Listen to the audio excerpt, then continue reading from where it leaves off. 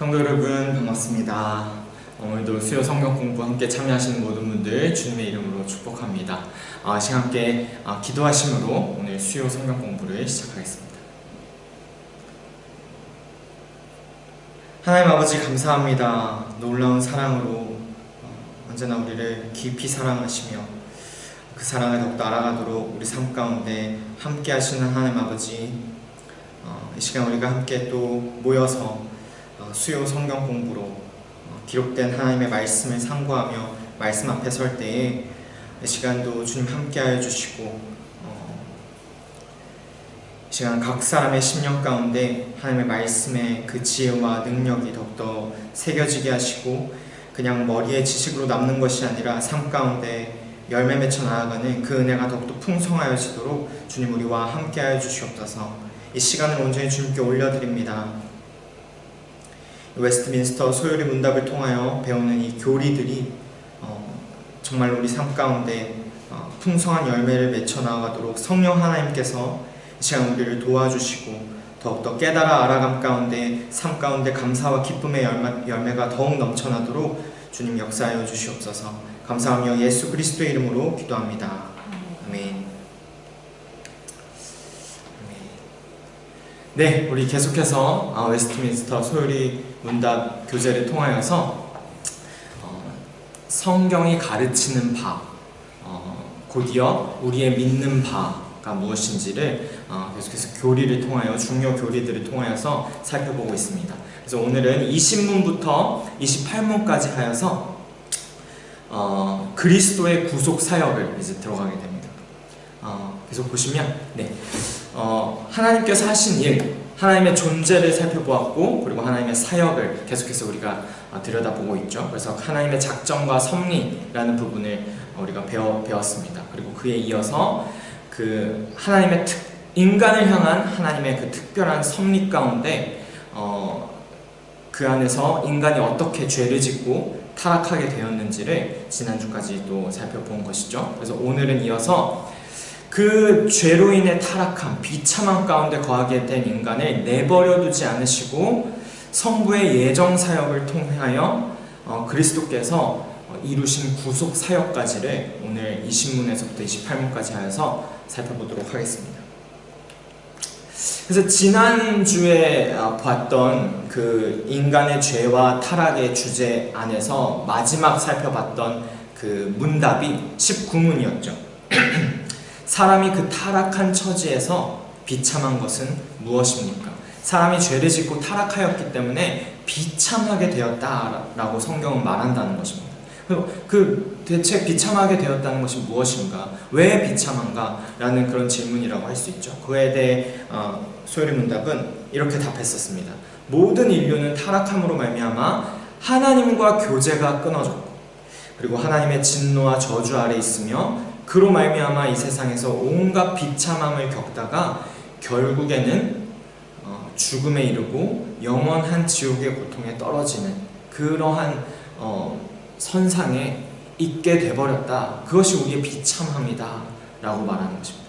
이것은 실로 정말 참담하고 우울하지 않을 수 없는 그런 말이거든요. 우리 인간의 존재가 어떤 존재인지, 인간의 상태가 지금 어떠한 상태에 있는지를 확연하게 드러내주고 보여주는 성경의 선포이고 선언입니다. 그런데 이제 하나님께서는 거기에 그대로 우리를 내버려두지 않으셨다는 거죠. 그래서 소요리 문답에서도 계속해서 이어서 얘기하는 바는 무엇이냐면 오늘 이제 우리가 살펴보게 되는 20문에서부터 질문들과 그에 대한 답변들, 그 문답을 한번 살펴보도록 하겠습니다. 바로 그 비참하게 되었다라고 했던 그 19문의 질문과 답에 이어서 20문에서는 이제 이렇게 물어보는 것입니다. 하나님께서 모든 인류를 죄와 비참한 처지에 그 처지에서 멸망하게 버려두셨습니까? 그냥 그대로 두셨는가? 그렇지 않았기 때문에 이렇게 물어보시는 것이겠죠. 정말 이제 처참하게 망하게 된 타락한 인간을 하나님께서는 어떻게 바라보시는지에 대한 질문이라고 할 수 있습니다. 그에 대한 답변은 무엇입니까? 하나님께서는 영원부터 오직 그분의 선하신 뜻대로 어떤 사람들을 영생에 이르도록 선택하셨고 구속자로 말미암아 그들을 죄와 비참한 처지에서 건져내어 구원의 지위에 이르게 하시려고 은혜 언약을 세우셨습니다. 라고 이제 답변합니다. 여기서 이제 은혜 언약이 나오는 것이죠. 모든 인류는 죄와 비참의 상태에 놓여 있습니다. 그렇다면 우리 역시 죄와 비참 가운데서 멸망하게 될 것인가? 그렇지 않다는 것입니다. 하나님께서 우리와 은혜 언약을 맺어주셨기 때문입니다. 은혜 언약은 하나님께서 아담과 맺으신 행위 언약과 여러 부분에서 다릅니다. 아담은 하나님의 언약에 순종하는 것을 통해서만 영원히 살 수 있었습니다. 하지만 은혜 언약은 순종이 아니라 믿음을 요구합니다. 그런데 그 믿음조차 하나님의 선물이기 때문에 은혜입니다.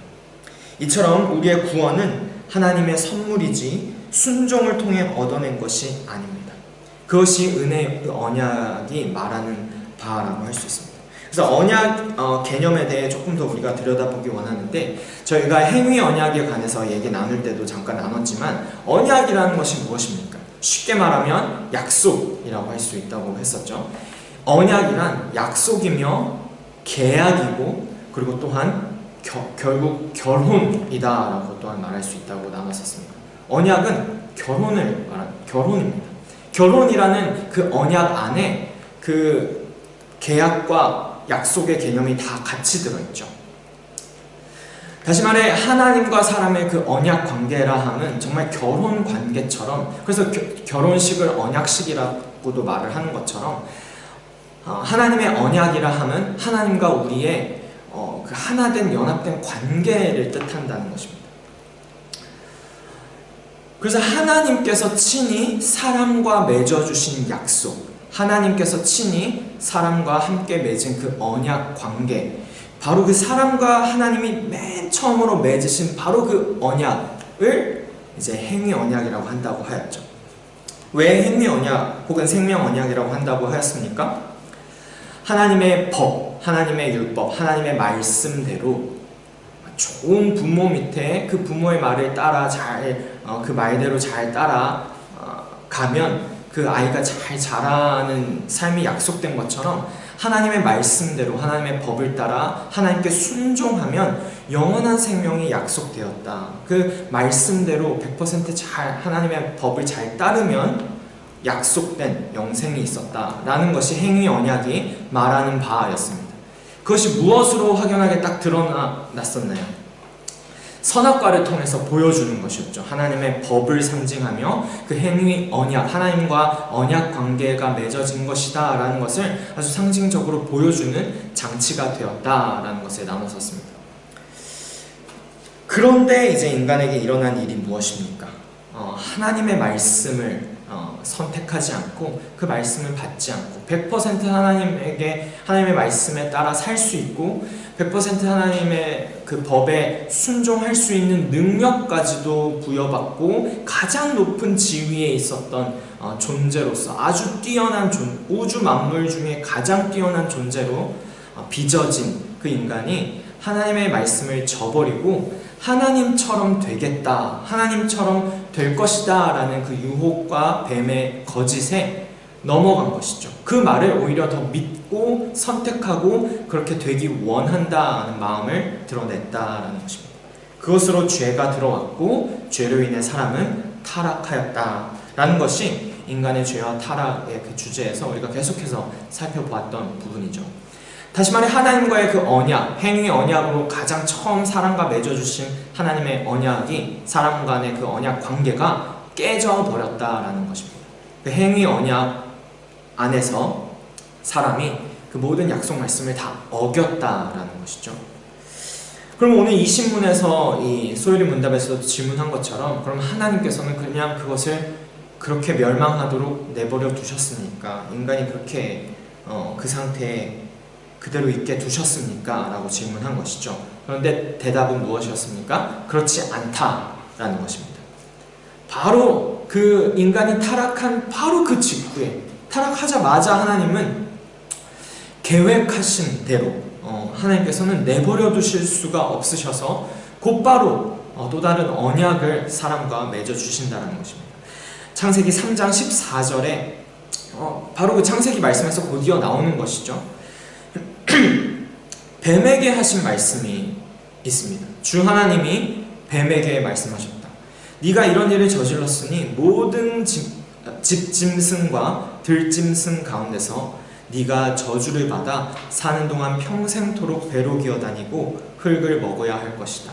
뱀에게 이제 하나님께서 벌을 내리시는 말씀이 나오는데, 이 가운데에서 하나님께서 또 다른 하나의 약속의 말씀을 주십니다. 놀라운 말씀인데 창세기 3장 15절 말씀입니다. 뱀에게 계속해서 말씀하시면서 이런 말씀을 하시는 것이죠. 내가 너로 여자와 원수가 되게 하고 너의 자손을 여자의 자손과 원수가 되게 하겠다. 여자의 자손은 너의 머리를 상하게 하고 너는 여자의 자손의 발꿈치를 상하게 할 것이다. 여러분, 이것이 무슨 말씀인가요? 이 여자의 자손, 바로 예수 그리스도를 뜻하는 것입니다. 예수 그리스도를 보낼 것이다 라는 하나님의 무조건적인 약속을 지금 여기서 해주고 계시는 것을 볼 수 있습니다. 이것은 어떤 조건부적인 약속이 이제 아니죠. 구원자를 보내실 것이다 라는 말을 하고 있는 것입니다. 그래서 여자의 자손은 너의 머리를 상하게 한다. 그 사탄의 그 악한 권세를 다 무찌르고 승리를 이루실 것이다. 십자가 승리를 말씀하시는 것이죠. 그런데 너는 여자의 자손의 발꿈치를 상하게 할 것이다. 예수 그리스도의 십자가 죽음을 뜻하는 것입니다. 다시 말해 은혜 언약으로서 예수 그리스도를 무조건적으로 하나님의 백성들, 택한 자녀들을 구원하실 구원자를 보낼 것이다 라는 약속을 지금 이제 맺어주시는 모습을 보게 됩니다. 그 약속을 이제 은혜 언약이라고 우리가 표현한다는 것이죠. 그래서 성경에는 이 행위 언약과 은혜 언약이라는 개념이 있습니다. 이 행위 언약이라는 단어, 그리고 은혜 언약이라는 단어, 이 이름들은 그 하나님께서 사람과 맺어주시는 약속들을 좀 더 잘 이해하기 위해 사람이 이렇게 정리하여 이름을 정한 것이라고 할 수 있죠. 행위 언약이라는 단어가 성경에 그대로 그 글자 그대로 적혀져 있고 나오는 것은 아니지만 그 개념을 우리가 온전히 이해하기 위하여 이런 이름들을 사용하는 것입니다. 그래서 어떨 때에는 이런 이름이 두 가지로 나뉘어 있다 보니까 되게 다른 것으로 이렇게 이해할 때가 있습니다. 그렇지만 그 개념을 정확하게 이해해야 되시는 것은 무엇이냐면, 행위 언약이라고 하나님께서 처음에 사람과 맺었던 이 언약은 이제 이 언약 관계가 인간의 죄로 인해 깨짐으로 인해서 이 행위 언약도 그냥 없어져 버렸다, 그런 의미가 아닙니다. 행위 언약이 그냥 다 파토나고 없어져 버려서 그냥 새롭게 또 다른 새로운 그냥 은혜 언약을 하나님께서 주셨다라는 개념이기보다는, 은혜 언약이 애초에 세워져 있었기 때문에, 하나님의 언약은 영원한 것이죠. 그냥 한번 세웠다가 좀 안 되면 그냥 다 뒤집어 엎고 그냥 새롭게 하고 이런 개념이 아닙니다. 여전히 여러분, 우리는 하나님의 말씀에 100% 순종하여야 하나님의 자녀가 될 수 있습니다. 하나님의 말씀에, 하나님의 법을 1이라도 어기면 의롭다 할 수가 없는 것이죠. 오직 의인만 하나님 나라 백성이라 일컬음을 받을 수 있는 것입니다. 그런데 그것이 행위 언약이 말하는 것이죠. 그런데 우리는 하나님의 그 무조건적인 사랑을 언제나 많이 들어오지만, 그 하나님의 사랑이 왜 무조건적인 은혜로 우리에게 다가오게 되었는지를 이해하는 것이 너무나도 중요한 것입니다.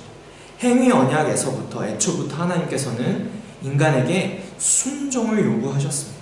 하나님의 법, 하나님의 말씀을 잘 따르는, 부모의 말을 잘 따르는 자녀가 잘 자라는 것처럼 하나님의 법을 일이라도 하나라도 어기면은 그것은 의롭지 못하는 것입니다.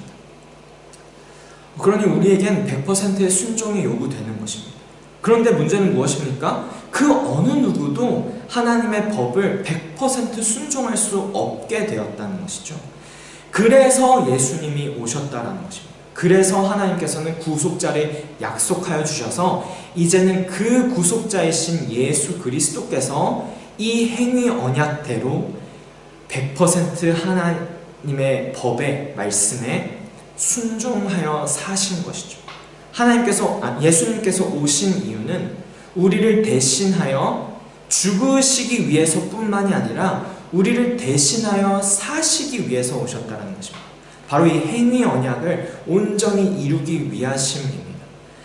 행위 언약이 여전히 서 있기 때문에 행위 언약의 말씀대로 예수 그리스도께서 100% 순종하시고 하나님의 법과 하나님의 말씀에 온전히 순종하심을 통하여 그 순종에 따른 의로움을 죄인인 우리에게 전가시키시고 죄인의 죄는 다 예수 그리스도께 전가되어서 우리가 행위 언약을 어김으로 인하여 우리가 받아야 했던 벌은 예수님이 받으시고 예수님은 다 지키셔서 얻으셨던 의는 벌을 받아야 하는 우리에게 의로움으로 주셔서 우리는 예수 그리스도 안에서 의롭다 여김을 받아 하나님 나라 백성이 되었다라는 것이 이제 은혜 언약을 통해 예수 그리스도께서 이루신 일이다라는 것을 우리가 기억해야 합니다.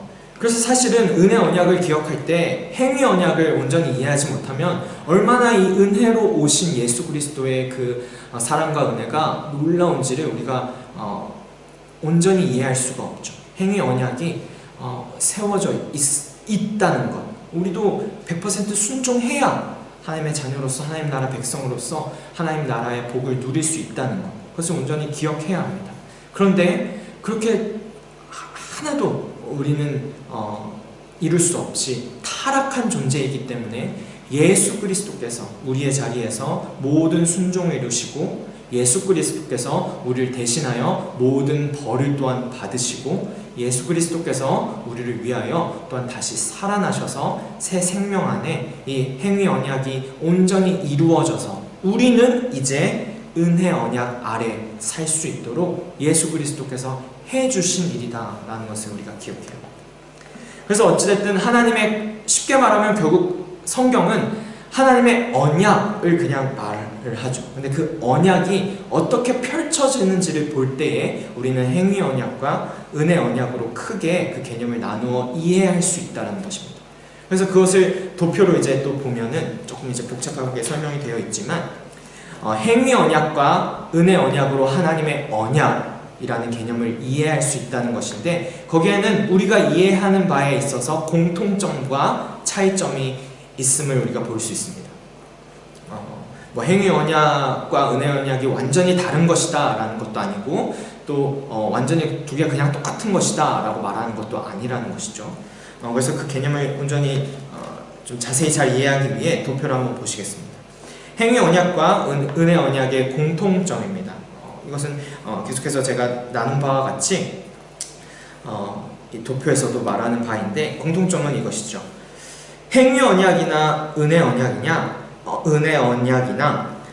하나님의 언약으로서 사람이 하나님께 무언가를 요구할 자격이 없음에도 불구하고 하나님께서 자발적으로 자신을 낮추시어 사람과 언약을 맺어주셨다는 것이 아주 공통점입니다. 하나님이 친히 사람과 맺어주신 것이죠. 언약의 상급으로 영생이 약속되고 언약의 벌로 죽음이 약속되어 있다는 것은 행위 언약이나 은혜 언약이나 마찬가지입니다.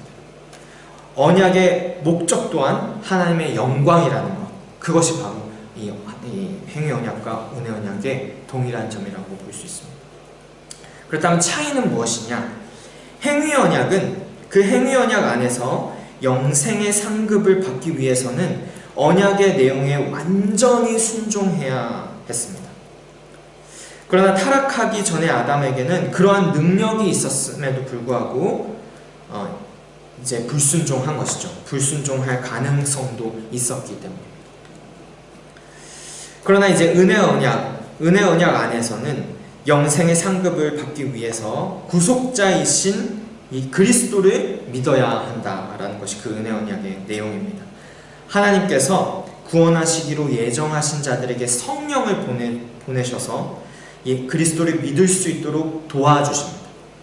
타락한 인간은 말씀드렸듯이 아무도 스스로 능력으로 하나님의 법을 순종할 수도 없고 그리스도를 믿을 수도 없기 때문이라는 것입니다. 그것이 행위 언약과 은혜 언약의 큰 개념이라고 볼 수 있습니다.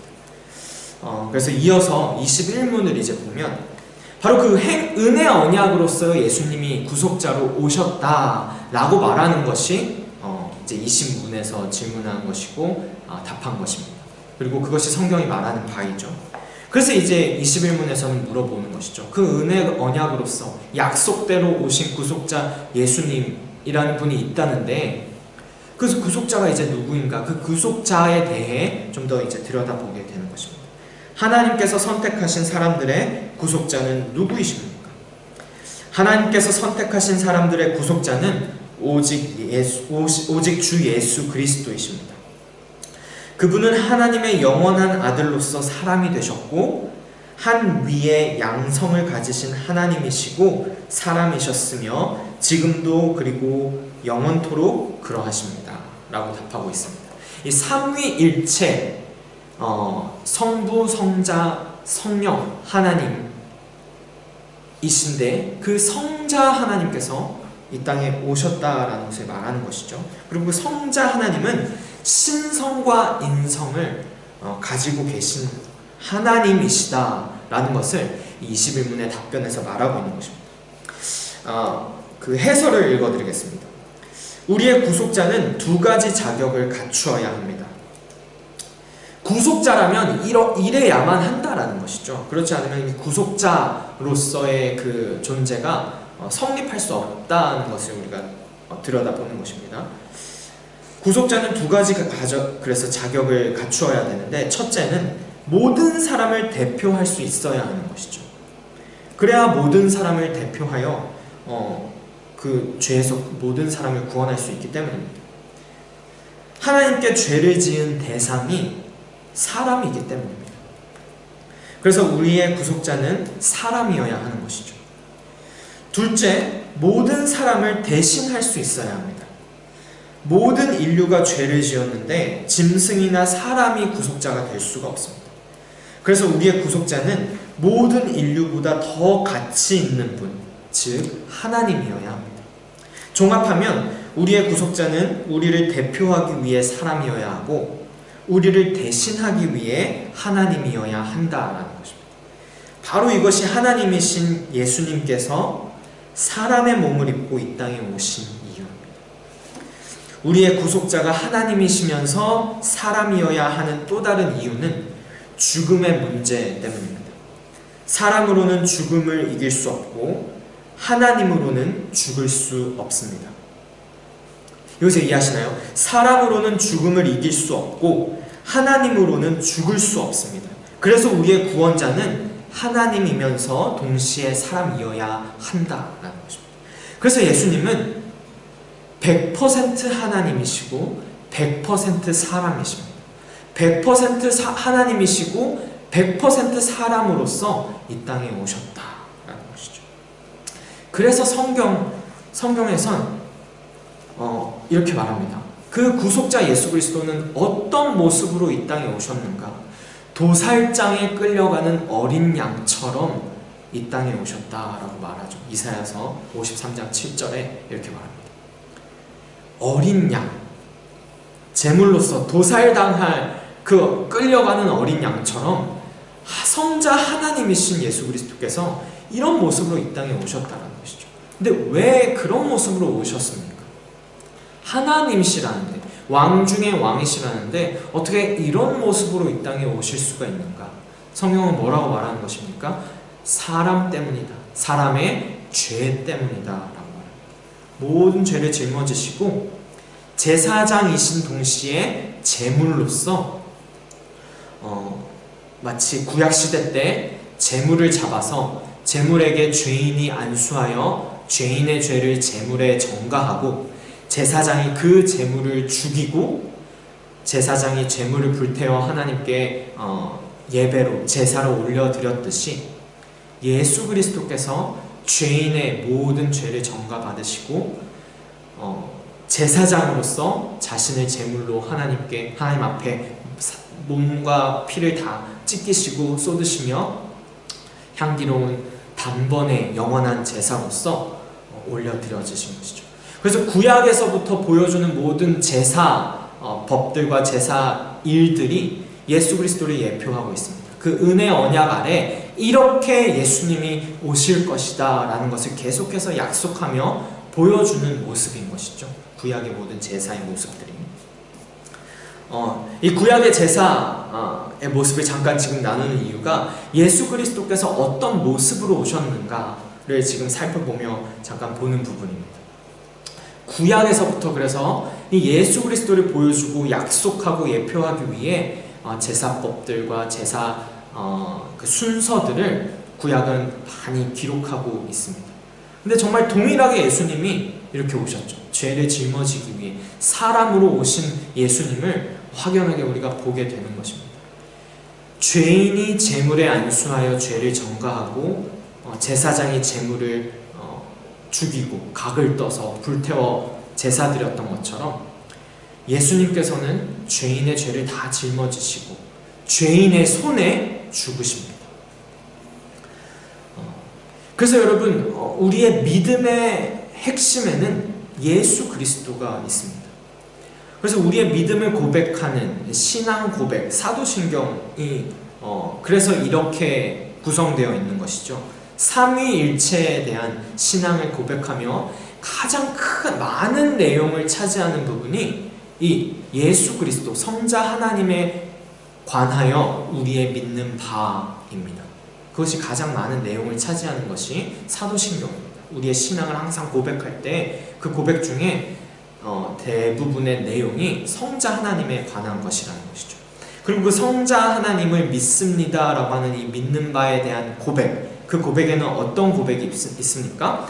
성령으로 잉태되어 동정녀 마리아에게서 나셨다라고 이 이름까지 거론되며 나의 신앙을 고백하는 고백이 이런 이름까지 거론되며 이 내용을 고백한다라는 것입니다. 그것은 왜 그럴까요? 바로 이 성령으로 잉태됐다라는 부분과 동정녀인 사람 마리아에게서 났다라는 부분이 바로 이 신성과 인성을 가지신 예수님, 그 사람으로 오신 예수님을 보여주는 그 대목이고, 그리고 그게 우리의 믿는 바가 된다라는 것을 말하고 있는 것입니다. 성령으로 잉태되셨다, 하나님이시다라는 말이죠. 그런데 동정녀 마리아에게서 나셨다, 사람이시다라는 것을 말하는 것입니다. 예수 그리스도 성자 하나님의 신성과 인성을 나는 믿습니다라고 고백하는 것이 우리의 믿음입니다. 그래서 히브리서에서는 이렇게 말하는 것이죠. 성자 하나님은 하나님이기만 하신 분이 아니시기 때문에 모든 점에서 우리와 마찬가지로 사람 100% 하나님이신 동시에 100% 사람으로 오셨다라는 것을 우리가 기억하기 위하여 히브리서에서도 100% 사람으로 오신 예수님을 이렇게 말씀하고 있는 겁니다. 모든 점에서 우리와 마찬가지로 우리가 배고픈 것과 똑같이 예수님도 배고픔을 느끼셔서, 그리고 우리가 연약하여 사고가 나면 죽을 수도 있는 몸을 가진 것처럼 예수님도 육체를 가지셔서 어디에 비이면 피가 나시고 흘리시고 그것을 아파하시는 하나님이시기 때문에 초인처럼 슈퍼맨처럼 이 땅에 오신 것이 아니다라는 것을 성경은 말한다는 것입니다. 그래서 이 구속자의 조건으로서 성경은 예수 그리스도에 대해 이렇게 표현합니다. 참 사람이고, 나와 똑같은 참 사람이고, 그런데 동시에 또한 참 하나님이시다. 근데 그런 놀라운 신비로운 존재로 이 땅에 오신 이유가 무엇인가? 그것이 구속자의 조건을 갖추기 위해서였다라는 것을 이제 말합니다. 지위에 있어서 우리 모두를 대표할 수 있어야 하기 때문에 참 사람으로 오신 것이고, 가치에 있어서 우리를 대신할 수 있어야 하기 때문에 참 하나님으로 오셨다라는 것입니다. 이것을 또 쉽게 표현해서 말하면 나의 죄 때문에 나를 대신해서 죽으시기 위해 사람으로 오셨다라고 말할 수 있습니다. 사람으로 오셔야지만 나를 대신해서 죽으실 수 있죠. 하나님으로 오시면 하나님은 죽으실 수 없습니다. 그래서 나를 위해 나의 죄를 짊어지고 죄를 위해 죽어주시기 위해 사람으로 오신 분이 예수님이십니다. 그런데 나뿐 아니라 모두를 대표하여 택함받은 하나님의 자녀들, 백성들을 모두 대신하여 죽으시기 위해서는 하나님이 오셔야지만 한 사람을 위해서는 한 사람만 대신해서 죽을 수 있다는 것입니다. 그러나 우리 모두를 대표하여 모두의 죄를 다 짊어지고 과거, 현재, 미래 모든 하나님의 백성들의 죄를 다 짊어지고 죽으시는 것은 인간 한 사람만이 다 할 수 없는 것이죠. 한 사람만 한 사람을 위해 죽을 수 있기 때문입니다. 그래서 그렇게도 우리가 이해할 수 있습니다. 모두를 위해 모두의 죄를 짊어지시고 하나님의 자녀들을 위하여 죽으시기 위해 하나님으로 오셨다. 나를 위해 오셔서 사람으로서 나를 위해 죽으시기 위해, 그리고 모두의 죄를 짊어지고 죽으시기 위해 또한 사람으로 오셨다. 구속자의 조건이 참 사람과 참 하나님이다 라고 이제 성경은 말하고 있습니다. 그에 이어서 이제 22문에서는 이제 그 예수님에 관하여 계속해서 이제 질문하는 것이죠.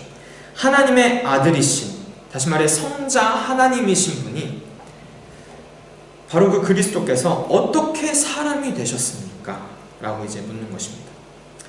그리고 이것은 우리가 사도신경에서 우리의 믿음을 고백하는 바와 같은 답변인 것이죠. 하나님의 아들이신 성자 하나님 예수 그리스도께서는 성령의 능력으로 잉태되어 동정녀 마리아의 몸에서 참 몸과 지각 있는 영혼을 취하심으로 사람이 되셨습니다. 또한 마리아에게서 태어나셨으나 죄는 없으십니다. 100% 사람으로 이 땅 가운데 오셨는데 100% 하나님의 법에 순종하여 죄가 1도 없으신, 하나도 없으신 분으로서 완벽한 순종으로 의로운 그 삶을 사셨다라는 것을 보여주십니다. 왜냐하면 그래야지만 그 의를 우리에게 전가시켜 주실 수 있기 때문인 것입니다. 하나님이신 예수님께서 사람이 되신 것은 놀라운 일입니다. 예를 들어 우리가 바퀴벌레가 되어야 된다고 생각해 보십시오. 1년이 아니라 단 하루도 살 수 없을 것입니다. 하나님이신 예수님이 사람이 되신 것은 이보다 훨씬 더 끔찍한 일입니다. 본래 예수님은 하나님이셔서 몸이 없었습니다. 지치거나 피곤하지 않으셨고 늙거나 병들지도 않았습니다. 그런 예수님께서 사람이 되셨습니다. 지치고 피곤하고 늙고 병들어야 하는 비참한 세상 속에 들어오신 것입니다. 이때 예수님은 처녀의 몸을 통해 원죄 없이 출생하셨습니다. 이것은 성령께서 예수님의 출생에 관여하셨기에 가능한 일이다 라고 이 소요리 문답에서도 그 성경의 그 가르침에 비롯하여 말하고 있는 바입니다. 누가복음 1장 35절에 보면 그 성령께서 예수님의 출생에 관여하셨기 때문에 이 원죄 없이 출생이 가능했다라는 부분을 볼 수 있다는 것이죠. 그에 이어 이제 23문에서는 이제 이렇게 말합니다. 그리스도께서 우리의 구속자로서 무슨 직분을 행하십니까? 이제 예수님께서 어떤 모습으로 어떻게 오셨는지를 이제 살펴보았다면 예수님께서 행하신 일을 이제 보는 것이죠. 그 구속자께서는 어떤 일을 그렇게 하시는 것인가, 어떻게 우리를 구속하셨는가라는 것을 들여다보는 것입니다. 이것은 마치 우리가 하나님에 관하여 처음부터 이 소요리 문답 첫 파트에서 하나님에 대하여 믿을 것을 우리가 들여다볼 때 하나님이 누구신지, 하나님의 존재와 하나님이 어떤 일을 하셨는지, 하나님의 사역을 우리가 두 파트로 나눠서 계속해서 보고 있지 않습니까? 그래서 그 하나님에 관하여 그 신론을 우리가 배울 때에도 하나님의 존재와 하나님의 사역을 살펴봤다면, 지금 계속해서 우리가 하나님의 사역에 이라는 카테고리 안에서 계속해서 배우고 있지만 그 안에 예수 그리스도를 우리가 배우고 들여다볼 때에도 그리스도가 누구이신지와 그리스도께서 하신 사역을 또 나누어서 볼 수 있다라는 것입니다. 그래서 또 그리스도의 사역에 관한 질문이 23문부터 또 된다고 할 수 있는데 그에 대한 답으로 이렇게 답하죠. 그리스도께서는 우리의 구속자로서 선지자와 제사장과 왕의 직분을 행하시는데 낮아지고 높아지신 두 지위에서 행하신다라는 이런 얘기를 합니다. 이것의 해설을 이제 보면 예수님은 우리의 구속을 위해 낮은 위치와 높은 위치에서 선지자와 제사장과 왕의 직분을 수행하신다라는 것입니다. 낮은 위치란 이 땅으로 내려오신 것을 의미하고 높은 위치란 부활하셔서 하나님 우편에 앉으신 것을 의미합니다. 선지자와 제사장과 왕은 머리에 기름을 붓는 특별한 의식으로 세워졌습니다. 구약에 그렇게 우리가 선지자와 제사장의 왕의 직분이 어떻게 세워졌는지를 볼 수 있다는 것이죠. 그래서 이 세 가지 직분을 기름 부음 받은 자라는 뜻으로 얘기를 하거든요. 그리고 그 기름 부음 받은 자라는 뜻의 단어가 그리스도라는 단어인 것입니다. 그래서 예수라는 이 이름은 하나님의 아들 성자 하나님께서 취하신 이름이고, 그리스도라는 이 단어는 하나님의 아들 성자 하나님께서 우리를 구속하기 위해 행하신 직분입니다.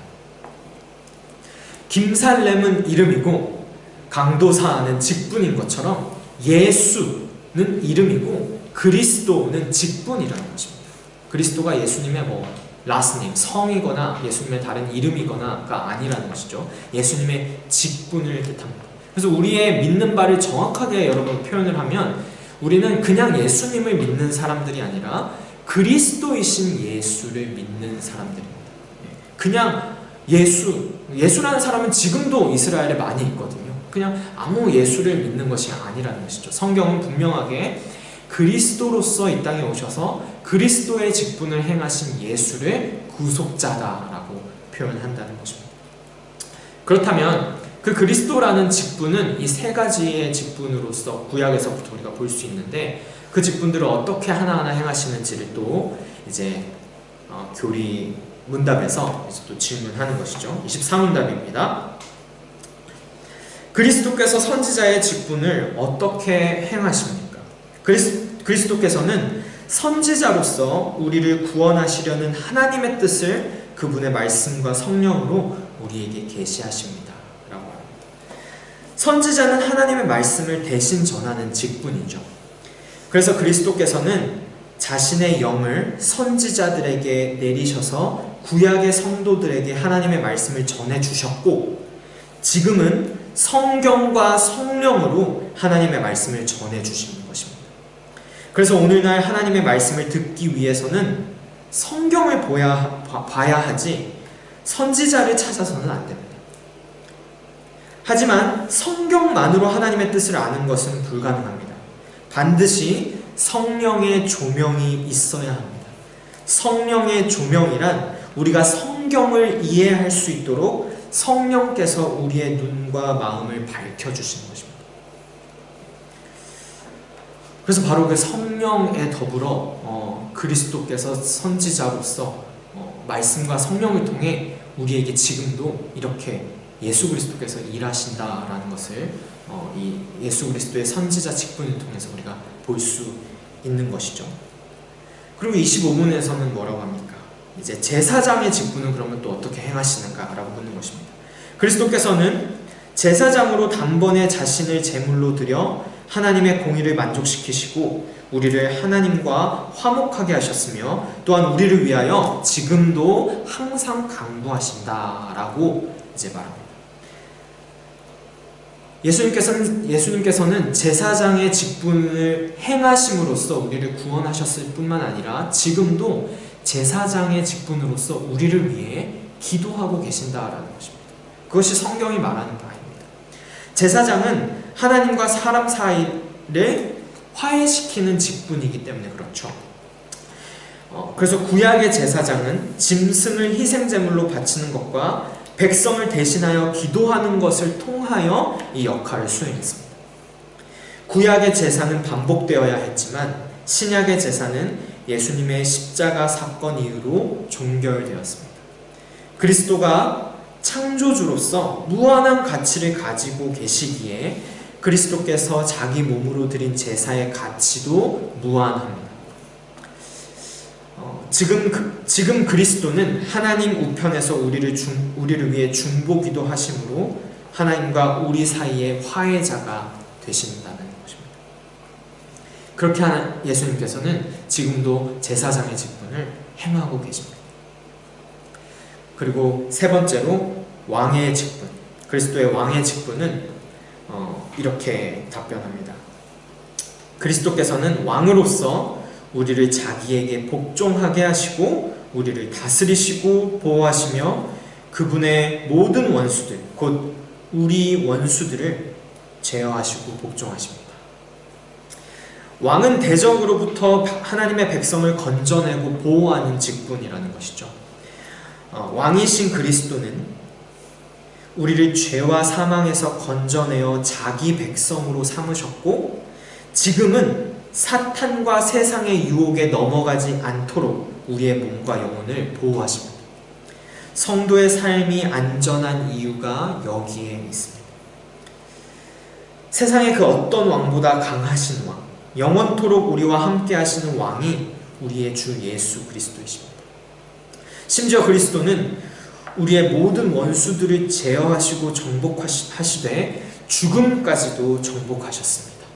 그것이 26문 왕의 직분에 대한 설명입니다.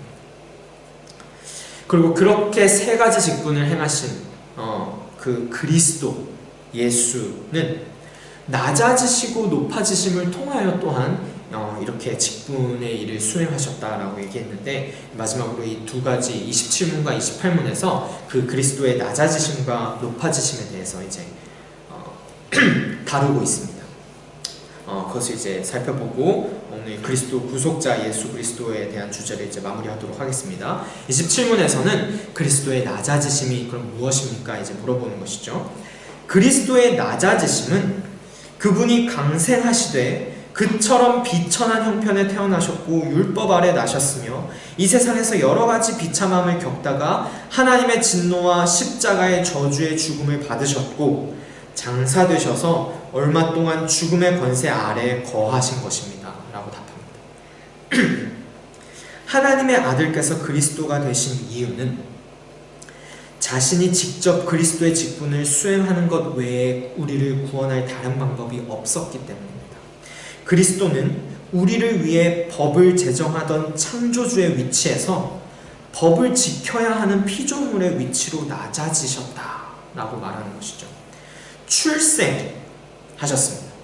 출생에서는 더러운 말 구유에서 나시기까지 자기를 낮추셨고 일생 동안에서는 지극히 많은 시험과 비난과 배신을 겪기까지 예수님은 자기 자신을 낮추셨다는 것입니다. 그리고 죽음에 있어서는 십자가에서 죽고 무덤에 묻히기까지 성자 하나님이신 분이 자기 자신을 낮추셨다라는 그 예수님의 비하라고 얘기하는데 그것을 성경은 보여주고 있습니다. 그렇게까지는 예수님은 낮아지신 하나님이신 것이죠. 그렇다면 그리스도의 높아지심은 무엇입니까? 그리스도의 높아지심은 그분이 사흘날에 죽은 자들 가운데서 부활하셨고 그리고 부활하셨을 뿐만 아니라 하늘에 오르셨고 그리고 오르시기만 한 것이 아니라 성부 하나님의 우편에 앉아 계시며 마지막 날에 세상을 심판하러 오신다는 것, 거기까지가 하나님의 그리스도의 높아지심의 의미를 뜻합니다. 하나님의 아들께서 우리의 그리스도가 되시기 위해 자신을 높이셨습니다. 이것은 4단계로 나눌 수 있는데, 첫째, 3일 만에 부활하신 것입니다. 예수님의 부활은 수많은 증인이 목도한 역사적 사실입니다. 그리고 둘째, 하늘로 올라가신 것입니다. 예수님은 부활한 지 40일 만에 승천하셨고 이 또한 제자들의 눈앞에서 이루어진 역사적 사실입니다. 셋째, 하나님 우편에서 온 세상을 다스리는 것입니다. 하나님 우편이라 함은 최고의 영광과 능력의 자리를 의미합니다. 넷째, 장차 세상을 심판하러 다시 오시는 것입니다. 그리스도는 거룩한 천사들을 이끌고 다시 오셔서 온 세상 사람들을 각 사람의 행위에 따라 정의롭게 심판하실 것입니다. 아멘. 이것이 예수님의 낮아지심, 그리스도의 비하일 뿐만 아니라 그리스도의 높아지심, 그리스도의 승귀라고 하는 그 부분입니다. 이것을 도표로 이제 보시면 그리스도의 낮아지심과 높아지심을 성경은 보여주고 우리가 배울 수 있는데, 그 낮아지심도 네 가지로 나눌 수 있으며 높아지심도 네 가지로 나눠질 수 있는 것이죠. 그리스도의 낮아지심, 자신을 비하하시고 낮추신 것은 사람이 되심에서부터 비천한 형편에서 나시고 율법에 복종하시고 십자가에 죽기까지 하셨다라는 데서 그리스도의 낮아지심을 우리가 볼 수 있습니다. 그리고 그리스도의 높아지심은 부활하심과 승천하심과 하나님 우편에 앉으심과 심판주로 재림하심이라는 부분에서 그 높아지심, 영광스러운 그리스도의 모습을 우리가 또한 볼 수 있다라는 것입니다.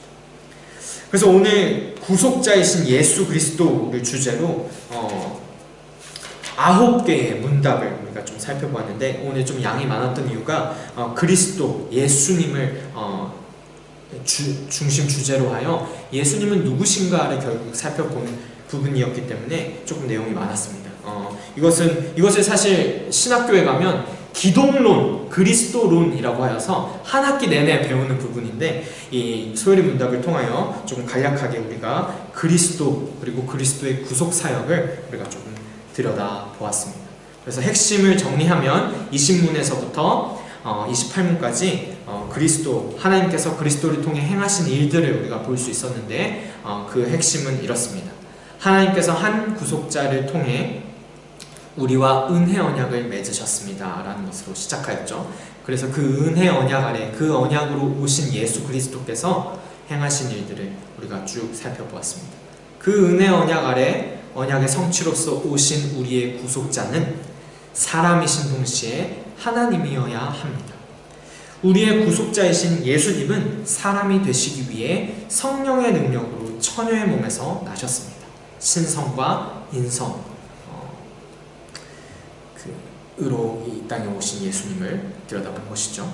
그리고 23문에서 예수님은 우리의 구속자로서 선지자, 제사장, 왕의 직분을 수행하셨습니다. 예수님은 말씀과 성령으로 선지자직을 수행하십니다. 그리고 자기 몸으로 영원한 제사를 드리셨고, 지금은 하나님 우편에서 중보기도 하심으로 제사장직을 수행하십니다. 그리고 예수님은 우리를 복종시키시고 다스리고 보호하시며 원수를 제어하시고 정복하심으로 왕직을 수행하십니다. 그 예수님은 사람이 되시고 십자가에서 죽으시고 무덤에 묻히기까지 자신을 낮추신 분이십니다. 그 예수님은 죽음에서 부활하시고 하나님 우편에서 만물을 지금도 통치하시고, 그리고 마지막 날에 심판하시기 위해 다시 이 땅에 오신다 약속하시고, 그렇게 재림하시기까지 높아지신 분으로서 그 그리스도의 그 존재와 사역을 성경이 드러내 보여준다 라고 이렇게 핵심을 정리할 수 있겠습니다. 그렇게 오늘까지 이렇게 그리스도, 구속자이신 예수 그리스도를 소요리 문답에서 다루었고, 이제 다음 주에는 그 그리스도 안에서 또 하나님께서 행하시는 일들, 그 성령께서 이제 어떻게 그 구속사역을 우리 삶 가운데 적용시키시는지, 정말 그 삼위일체로 일하시는 하나님을 계속해서 우리가 보는 것이죠. 그래서 다음 주에는 이제 성령의 적용사역을 우리가 들여다보게 됩니다. 그래서 오늘은 여기까지 그리스도에 관한 부분을 나누고 마무리하도록 하겠습니다. 함께 기도하심으로 오늘 수요 성경 공부를 마치겠습니다.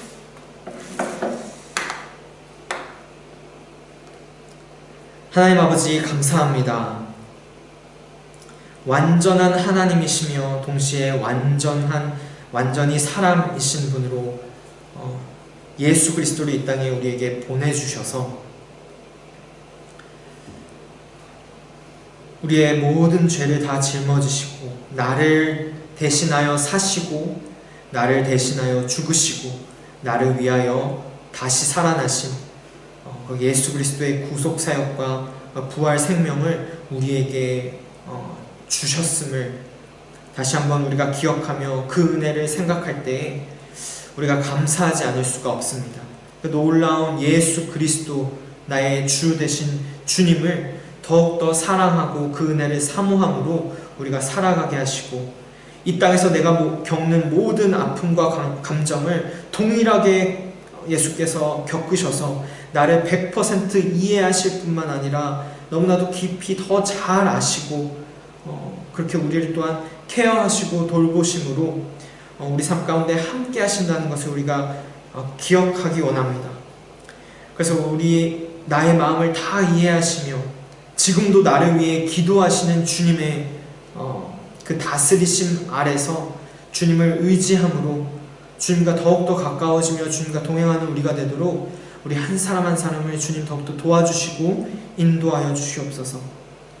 그리스도가 누구이신지, 그리스도께서 행하신 일들과 지금도 우리 안에서 행하시는 일들을 더욱더 묵상하고 기억하고 배워가며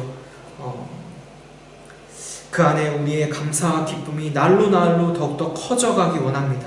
주님, 우리의 마음을 더욱더 새롭게 하여 주시고 그렇게 새 은혜로 날마다 우리 삶을 더욱더 새롭게 하실 때에 우리가 하나님 마음에 더욱더 합하여 더욱더 살아가며 열매 맺혀 나아가며 하나님께 더욱더 영광되도록 우리 삶을 주관하시고 주님 이끌어 주시옵소서. 감사하며 예수 그리스도의 이름으로 기도합니다. 아멘. 제가 함께 주기도문으로 수요 성경 공부를 마치겠습니다. 하늘에 계신 우리 아버지, 아버지의 이름을 거룩하게 하시며 아버지의 나라가 오게 하시며 아버지의 뜻이 하늘에서와 같이 땅에서도 이루어지게 하소서. 오늘 우리에게 일용할 양식을 주시고 우리가 우리에게 잘못한 사람을 용서하여 준 것 같이 우리 죄를 용서하여 주시고 우리를 시험에 빠지지 않게 하시고 악에서 구하소서. 나라와 권능과 영광이 영원히 아버지의 것입니다. 아멘.